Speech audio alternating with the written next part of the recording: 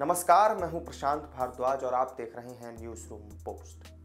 विदेश मंत्री एस जयशंकर अक्सर भारतीय विदेश नीति पर अपने मुखर और बेबाक अंदाज को लेकर सुर्खियों में रहते हैं। वो अपने बयानों से कई बार चीन, पाकिस्तान जैसे देशों को भारत का संदेश दो टूक देते रहे हैं, लेकिन इस बार उन्होंने बिना नाम लिए राहुल गांधी पर निशाना साधा और साथ ही रामायण और महाभारत का उदाहरण देते हुए भगवान श्री कृष्ण और हनुमान जी को भारत का सबसे बड़ा डिप्लोमेट करार दिया।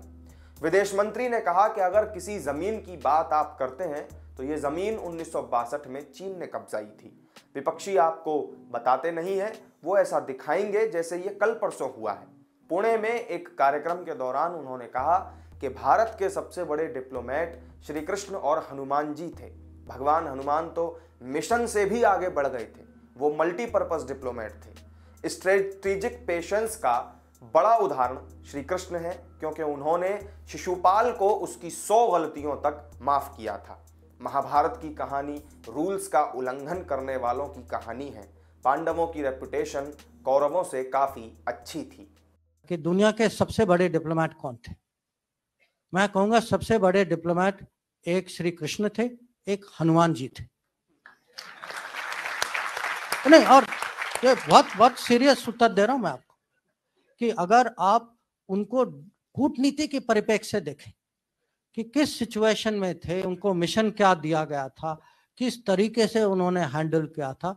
और हनुमान जी ने तो माने उसके साथ इतना इंटेलिजेंस भी और मिशन के आगे भी बढ़ गए थे। उन्होंने सीता को वो कांटेक्ट भी किया था, पूरी लंका की खबर ली, लंका को जला भी दिया उसके बाद। माने कैसे डिप्लोमेट निकले, माने ऑल पर्पस मल्टीपर्पस डिप्लोमेट। ये बातें कहने के पीछे विदेश मंत्री का मकसद था कूटनीति और रणनीति बनाने के लिए भारतीय महाकाव्यों और कथाओं की अहमियत को समझाना। उन्होंने इसके लिए भगवान श्री कृष्ण और जयद्रथ का प्रसंग भी सुनाया। उन्होंने कहा कि जब कृष्ण भगवान ने सूर्यास्त का भ्रम पैदा किया था तो उस समय जयद्रथ को लगा कि वो बच गए, लेकिन ऐसा नहीं हुआ। विदेश मंत्री ने कहा कि ये एक अच्छी रणनीति का बेहतरीन उदाहरण है। हमें अपनी कथाओं से ऐसी ही रणनीति सीखनी होगी। जब कृष्ण भगवान ने सूर्यास्त का एक किस्म से इल्यूजन क्रिएट किया तो जयद्रथ को लगा कि वो बच गए। तो मैं आपको ये उदाहरण इसीलिए दे रहा हूं कि कोई भी सिचुएशन हो, कोई भी एनालिसिस हो, हम जो हैं इतनी माने आसानी से ये शब्द लेते हैं, Trojan horse, Achilles heel, Gordian knot. अब ये कहां से आते हैं ये शब्द? किसी और के कथा से आते हैं। अब मुझे उससे कोई दुश्मनी नहीं है, मैं भी वही कथा पढ़ता हूं, मुझे भी उसमें रुचि है, पर मैं हमारे देशवासियों को समझाना चाहता हूं कि भाई आप अपने बारे में भी पढ़िए, इसका भी महत्व समझिए। हम आपस की बातें में कम से कम इसका तो प्रयोग करें कि अगर हमें स्ट्रेटेजिक कल्चर, सचमुच अगर इंडियन स्ट्रेटेजिक कल्चर बनाना है, इंडियन स्ट्रेटेजिक कल्चर दूसरों के अनुभवों और दूसरे के कथाओं से नहीं बनेगी। इंडियन स्ट्रेटेजिक कल्चर इंडिया के एपिक से बनेगी।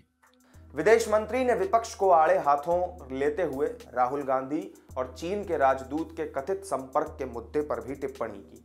उन्होंने कहा कि अगर मेरी सोच में कमी है तो मैं अपनी फौज या इंटेलिजेंस से बात करूंगा। मैं चीनी एम्बेसडर को बुलाकर अपनी खबर के लिए नहीं पूछूंगा। इससे पहले ऑस्ट्रिया दौरे पर भी विदेश मंत्री ने पाकिस्तान पर करारा हमला बोलते हुए कहा था कि भारत से आतंकवाद का एपिसेंटर बेहद नजदीक है। पाकिस्तान वही देश है जिसने मुंबई पर हमला किया, होटलों और विदेशी पर्यटकों पर हमले किए। हर दिन सीमा पार आतंकवादी भेजता है। उन्होंने आतंकवाद पर कड़ा रुख पेश करते हुए कहा था कि अगर मैं चाहता तो आतंकवाद के इस केंद्र यानी एपिसेंटर शब्द की तुलना में और ज्यादा कठोर शब्द का इस्तेमाल कर सकता था। हमारे साथ जो हो रहा है उसको ध्यान में रखते हुए एपिसेंटर एक बहुत ही डिप्लोमेटिक वर्ड है। तो इस वीडियो में मेरे साथ फिलहाल इतना ही। एस जयशंकर की इन तमाम बातों पर आपका क्या मानना है, कमेंट करके हमें जरूर बताएं। वीडियो अगर पसंद आई हो तो लाइक और शेयर कर दें और चैनल को सब्सक्राइब नहीं किया हो तो जरूर कर लें। फिर मिलेंगे आपसे एक नई वीडियो में नई जानकारी के साथ। तब तक के लिए दीजिए इजाजत। नमस्कार।